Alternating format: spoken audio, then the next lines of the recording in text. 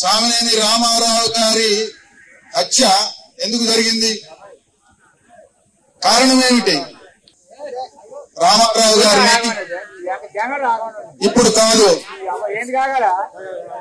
3 దశాబ్దాల క్రితమే చంపాలని చెప్పేసి చూశారు.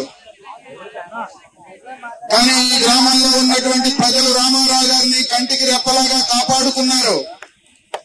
ఈ గ్రామంలో కాంగ్రెస్ గుండాలు హత్య చేసేటటువంటి మనిషి కాదు, మేము నెత్తిన పెట్టుకుని పూజించుకున్న మనిషి సామినేని రామారావు గారిని 2 పర్యాయాలు ఆయన్ని సర్పంచ్ గా ఎన్నుకున్నారు.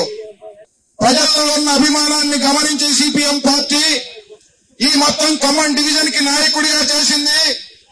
ఉమ్మడి సిపిఎం పార్టీ రాష్ట్ర కమిటీ సభ్యుడిగా చేసింది.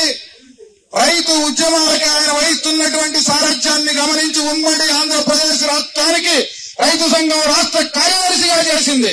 తిరిగి మళ్ళీ ఆయన నా గ్రామం కావాలి, నా ప్రజలు కావాలి, నా మండలం కావాలి, నేను నా మండలానికి వస్తాను, నా ప్రజలను అంటిపెట్టుకొని ఉంటాను అని చెప్పేసి ఇక్కడికి వచ్చిన తర్వాత జరిగినటువంటి మొట్టమొదటి ఎన్నికల్లో ఆయన సతీమణి నిత్యం ఆయన్ని ఉద్యమాల్లో అంటిపెట్టుకొని ఉన్నటువంటి పార్టీ నాయకురాలు, పోరాట యోధురాలు అయినటువంటి సరోజిని గారిని ఈ గ్రామం తిరిగి మళ్లీ సర్పంచ్ గా గెలిపించింది. మళ్లీ ఎన్నికలు వచ్చినాయి.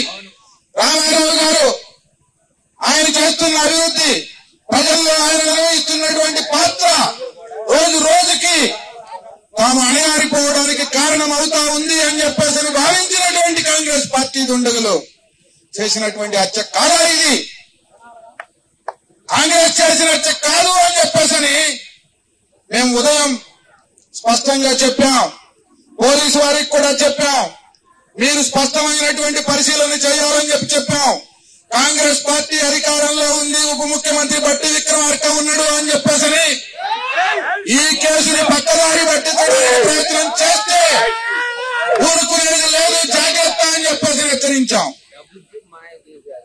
స్పష్టంగా రామారావు గారి భార్య సిపి గారు వచ్చి మాట్లాడితే కాంగ్రెస్ వాళ్ళు చంపారు నా భర్తని అని చెప్పేసి చెబితే ఇవాళ కాంగ్రెస్ పార్టీ వాళ్ళు ప్రెస్ మీట్ పెట్టి ఖమ్మంలో ఆస్తి తగాదాలతో నా భర్తను చంపారని సరోజిని చెప్పింది అని దుర్మార్గమైనటువంటి పద్ధతుల్లో వాళ్ళు విలేకరుల సమావేశం పెట్టి మాట్లాడుతా ఉన్నారు. కోట్ల నాగేశ్వరరావు గారు, ఈ జిల్లా కాంగ్రెస్ పార్టీ అధ్యక్షుడు దుర్గా ప్రసాద్ గారు మాట్లాడుతా ఉన్నారు. నేను వారికి ఒక విజ్ఞప్తి చేస్తా ఉన్నా. ఎవరు చెప్పింది నిజమో? సిపి గారితో సరోజిని గారు చెప్పింది కాంగ్రెస్ పార్టీ వాళ్ళు చంపారని చెప్పారా? లేదు. ఆస్తి తగ ఏ ఆస్తి తగదా ఉంది రామారావుకి? రామారావు ఎప్పుడైనా ₹1 కోసం ఆశపడ్డా? పరువు సమ్మె కోసం ప్రయత్నం చేశాడా? లేదు. ఈ గ్రామంలో పేదలు, దళితులు, గిరిజనులు, వెనుకబడినటువంటి వాళ్ళకి ఇల్లు లేదు, ఇళ్ల స్థలం లేదు, వాళ్ళకి నా పొలం ఇస్తా, వాళ్ళకి ఇళ్ల స్థలం ఇస్తా అని చెప్పేసి త్యాగం చేసినటువంటి నాయకుడా? ఏ నాయకుడు రామారావు గారు? ఏ నాయకుడు చెప్పండి మీరు? త్యాగం చేసిన నాయకుడా? స్వార్థం కోసం పోరాడిన పనిచేసినటువంటి నాయకుడా? ఏ నాయకుడు? త్యాగం చేసిన నాయకుడు, ప్రజల గుండెల్లో ఉన్నటువంటి నాయకుడు. గమనించాలి. కాంగ్రెస్ పార్టీ వాళ్ళు మమ్మల్ని అంటా ఉన్నారు, మీరు దుష్ప్రచారం చేస్తున్నారు, పట్టి గారి మీద దుష్ప్రచారం చేస్తా ఉన్నారు. ఈ హత్యని ఆశ్చర్యకరంగా ఏంటంటే మేము గుండెల నిండా బాధతోని గోపాలరావు ఫోన్ చేశాడు పొద్దున్నే. మేము అసలు ఊహించలేకపోయాం, షాకులో ఉన్నాం. రామారావు గారిని చంపడం ఏమిటి? 75 సంవత్సరాల వయస్సు, 40 సంవత్సరాల రాజకీయ జీవితం. ఈ గ్రామాన్ని, బుడుగులో ఉండేటటువంటి ఈ గ్రామాన్ని వెలుగులోకి తీసుకొచ్చినటువంటి నాయకుడు, ఈ రోడ్డు పోసిన నాయకుడు, ఈ కరెంటు తెచ్చిన నాయకుడు, ఇల్లు ఇచ్చినటువంటి నాయకుడు, మంచినీళ్ళు ఇచ్చినటువంటి నాయకుడు, భూమిని పెంచినటువంటి నాయకుడు. ఆయన్ని చంపడం ఏమిటని మేము ఆందోళనలో ఉంటే ఆశ్చర్యం ఏమిటి అంటే మొట్టమొదట ఎవరు ఖండించారంటే బట్టి విక్రమార్క గారు ఖండించారు. రామారావు గారి హత్యని మొట్టమొదట ఈ రాష్ట్రంలో ఖండించినటువంటి వ్యక్తి బట్టి విక్రమార్క గారు. సంతోషం. హత్యని ఖండించడాన్ని స్వాగతిస్తా ఉన్నాం. కానీ వేదిక మీద నుంచి ఒక ప్రశ్న వేస్తా ఉన్నాం. బట్టి విక్రమార్క గారు సమాధానం చెప్పాలి. ఎందుకు నువ్వు అధికార పార్టీగా ఉన్నప్పుడు, ఎందుకు నువ్వు అధికార పార్టీలో మంత్రిగా, డిప్యూటీ స్పీకర్ గా ఉన్నప్పుడు, మీరు డిప్యూటీ స్పీకర్ గా ఉంటే మా అలవాల నాగేశ్వరరావు చచ్చిపోతాడు ఇదే మండలంలో. అలవాల శ్రీనివాసరావు. మీరు ఉప ముఖ్యమంత్రి అవుతారు, కాంగ్రెస్ పార్టీ అధికారంలోకి వస్తుంది, ఆ ఎర్రబోయిన నాగేశ్వరరావుని చంపేస్తారు. మీరు ఉప ముఖ్యమంత్రిగా ఉన్నారు. ఇవాళ మా నాయకుడు 75 సంవత్సరాల వయసు ఉన్నటువంటి మా నాయకుడిని మీ కాంగ్రెస్ పార్టీ కార్యకర్తలు పొట్టన పెట్టుకున్నారు దుర్మార్గంగా. సమాధానం చెప్పాల్సిన అవసరం లేదా బట్టి విక్రమార్క గారు? నువ్వు ఈ నియోజకవర్గంలో వరుస వారీగా సిపిఎం పార్టీ కార్యకర్తల్ని హత్య చేస్తా ఉంటే సమాధానం చెప్పాల్సిన బాధ్యత ఉందా లేదా నీకు అని చెప్పేసి ప్రశ్నిస్తా ఉన్నాం. సమాధానం చెప్పాలి.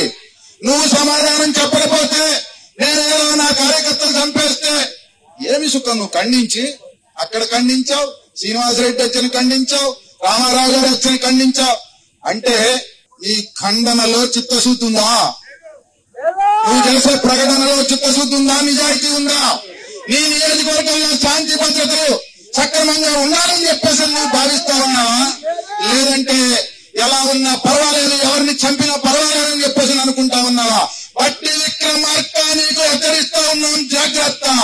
ఖబర్దార్ నువ్వు అనుకుంటా ఉన్నావేమో నేను ఉప ముఖ్యమంత్రిగా ఉన్నా, అధికారంలో ఉన్నా, సిపిఎం నాయకుల్ని చంపేస్తా, ఎర్ర జెండా లేకుండా చేస్తానని. నువ్వు కాదు, నీ బాబు అంతకంటే పెద్దవాళ్ళు జలగం వెంకటరావుల దగ్గర నుంచి ఈ జిల్లాలో సిపిఎం ని దెబ్బతీయాలని చెప్పేసి ప్రయత్నం చేస్తే వాళ్ళ తరం కాలేదు. నిత్యం ప్రజల్లో ఉండి ప్రజల కోసం పనిచేసి ప్రజల మధ్యలో ఉండి ఎర్ర జెండా, ప్రజల గుండెల్లో ఉండే జెండా, ప్రజల మనసుల్లో ఉండే జెండా. అందుకని దాన్ని తీసేయాలని చెప్పేసి కలలు గాని హత్యా రాజకీయాలను ప్రోత్సహిస్తే సహించేటటువంటి పద్ధతి ఉండదు. బాధ్యత వహించాలి, బాధ్యత జవాబు చెప్పాలి, లేదా ఎవరు బాధ్యత తేల్చాలి. ఇష్టం వచ్చినట్టుగా గూండాల్ని పోషిస్తారా, రౌడీలను పోషిస్తారా? ఎంతకాలం ఈ రౌడీలు గుండాలు మదర్ నియోజకవర్గంలో రాజ్యం వెళ్తారు? ఇవాళ కాంగ్రెస్ నాయకులు చెప్తా ఉన్నారు, మా బట్టి విక్రమార్క గారు పప్పు శుద్ధ, ఏమీ తెలవదు. మేమన్నామా బట్టి విక్రమార్క గారు చంపాడనో చంపలేదనో, లేదు చంపించాడనో చంపించలేదనో మేమన్నామా? కానీ బట్టి విక్రమార్క గారు జవాబు చెప్పాలి కదా. ఎందుకు నీ కాంగ్రెస్ వాళ్ళు చంపుతా ఉన్నారు? ఎందుకు నువ్వు వాళ్ళని వెంటేసుకొని తిరుగుతా ఉన్నావు? ఎంతకాలం ఈ రకమైనటువంటి హత్యాకాండ కొనసాగిస్తారు ఇక్కడ? ఎవరు జవాబు చెప్పాలి? ఆయనే జవాబు చెప్పాలి. అందుకే జవాబు చెప్పకపోతే ఈ హత్యాకాండ ఇట్లాగే కొనసాగితే ప్రజలు చూస్తూ ఊరుకోరు, ఎర్ర జెండా చూస్తూ ఊరుకోదు. ఎట్లా బుద్ధి చెప్పాలో, ఎట్లా పగ ప్రతీకారం తీర్చుకోవాలో అట్లా ఖచ్చితంగా పగ ప్రతీకారం తీర్చుకుంటారు ప్రజలు అని చెప్పేసి ఈ సందర్భంగా హెచ్చరిస్తా ఉన్నాం. తగిన పద్ధతుల్లో శాంతి భద్రతల్ని కాపాడడంలో పోలీసులు వ్యవహరించకపోతే శాంతి భద్రతల పరిస్థితి సక్రమంగా ఉండకుండా అల్లకల్లోనం తలెత్తే అవకాశం ఉంటుంది. అందుకనే పోలీసు వారిని కోరుతా ఉన్నాం, అధికార పార్టీ ఒత్తిడికి లోనయ్యి ఇప్పుడు వాళ్ళ చర్యలు, వాళ్ళ ప్రకటనలు మీ మీద కూడా ఒత్తిడి చేసేటట్టుగా ఉన్నాయి. తిమ్మిని బొమ్మిని చేయమని, హత్య రాజకీయమైంది కాదని, కాంగ్రెస్ వాళ్ళు చేయలేదని, వేరేదో రూపంలో జరిగిందని తప్పుడు పద్ధతుల్లో చేస్తే మాత్రం అది ప్రజలు సహించరు, ప్రజలు తిరగబడతారు, శాంతి భద్రతలు సక్రమంగా ఉండవు. అందుకని వాస్తవమైనటువంటి విచారణ జరిపి వాస్తవమైనటువంటి దోషుల్ని గుర్తించి తగిన పద్ధతుల్లో శిక్షించడానికి పోలీసు యంత్రాంగం సిద్ధం కావాలి అని చెప్పేసి విజ్ఞప్తి చేస్తూ రామారావు గారికి హృదయపూర్వకమైనటువంటి విప్లవ జోహార్లు అర్పిస్తూ వారి కుటుంబానికి ప్రగాఢ సానుభూతిని తెలియజేస్తూ సెలవు తీసుకుంటా ఉన్న జోహార్ కామ్రేడ్ సామినేని రామారావు, జోహార్ కామ్రేడ్ సామినేని రామారావు.